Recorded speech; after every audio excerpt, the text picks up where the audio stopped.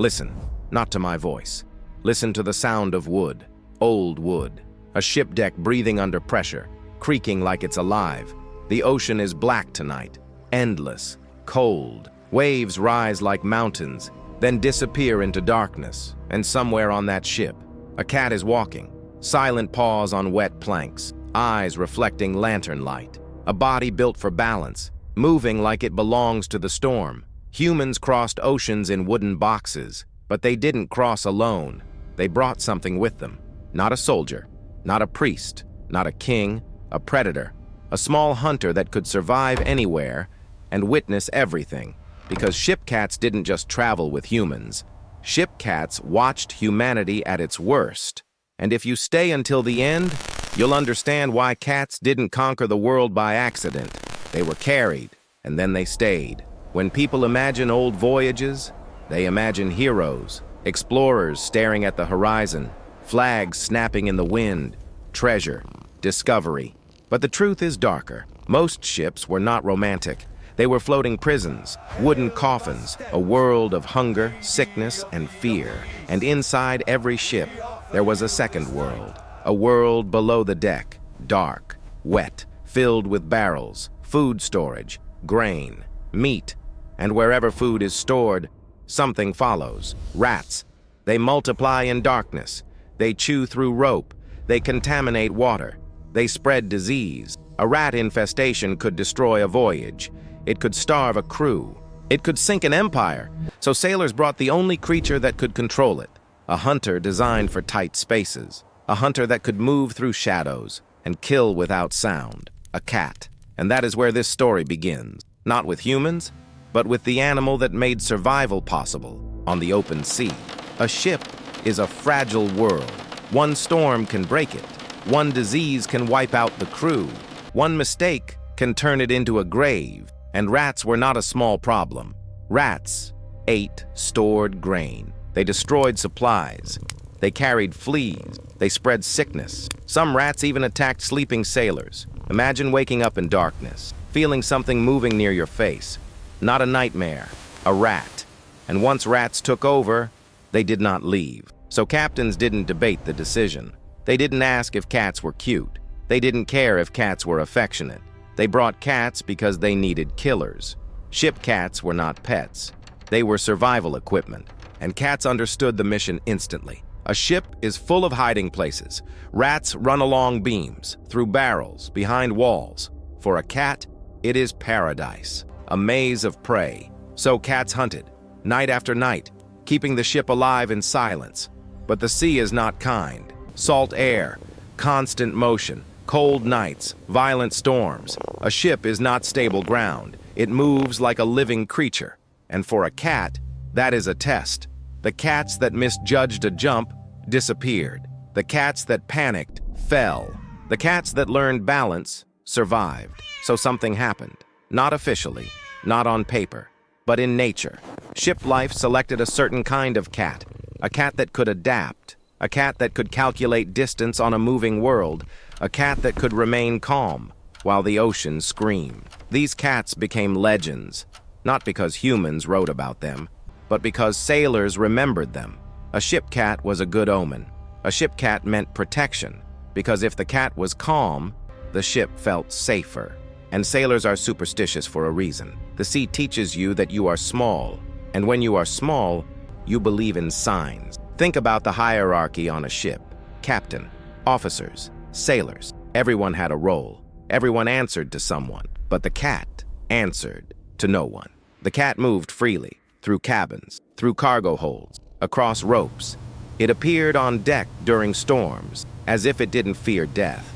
And sometimes, a cat would sit at the bow, staring into black water, like it could see something ahead. And sailors watched, because they believed the cat knew. Cats didn't just hunt rats. They changed the mood of the ship. A small, warm body in a cold world. A living creature that made the ship feel less haunted, less lonely, less doomed. But here is the darker truth. Ship cats didn't only travel on heroic voyages. They traveled on every voyage, the beautiful ones and the horrific ones. There were ships that carried gold, ships that carried spices, ships that carried maps, and ships that carried people as cargo, slave ships, human bodies chained below deck, darkness, screaming, disease, and in those holds, rats still ran, fleas still spread, food still needed protection. So cats were there too, silent, moving between barrels, walking past chains, not understanding cruelty, only understanding hunger. Ship cats became witnesses, not to glory, but to humanity, to the truth of what humans do when no one is watching. And that is what makes this story feel haunted, because cats saw everything, and they stayed close anyway. Every time a ship docked, something happened. A door opened, a gangplank lowered, cargo moved, and sometimes a cat stepped off into a new continent, a new island, a new world. Cats didn't conquer the world by marching. They conquered the world by slipping through cracks, by being carried, by being useful. And once they arrived, they did what they always do. They hunted, they survived, they reproduced, and soon, ports had cats, then towns, then cities, and the cat became global. But there is a shadow side to this. Some places were never meant to have cats. Islands with birds that had no predators, animals that never learned fear.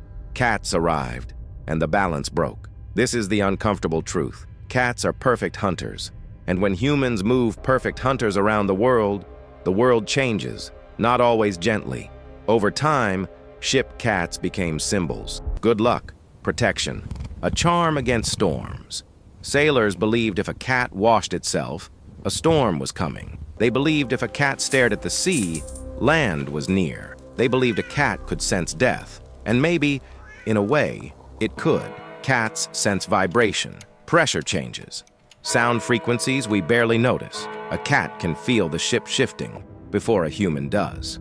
So sailors watched the cat, because sailors didn't trust the ocean. They trusted sign, and the cat became one of them, a living compass, a silent guardian.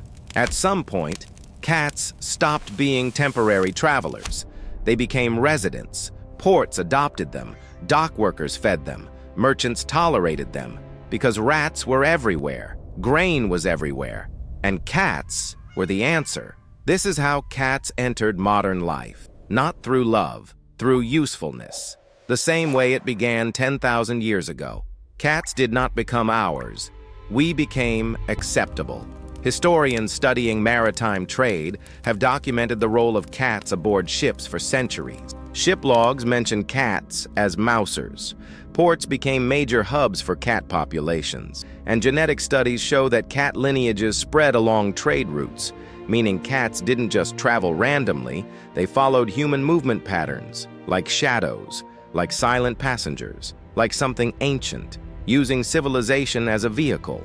And when researchers look at the modern cat, they still see the same blueprint, a predator that never lost its purpose, even when it gained a home. So now you know the truth. Cats didn't conquer the world because they were cute. They conquered the world because they were necessary.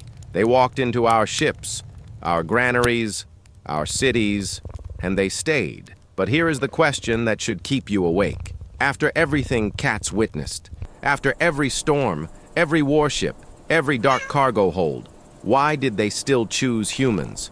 Why did they remain near us? Because the next story is not about the past. It is about now, about your apartment, your bedroom, your quiet hallway at night, and the ancient predator sleeping on your couch, still listening to the dark, because even today, the bargain still holds.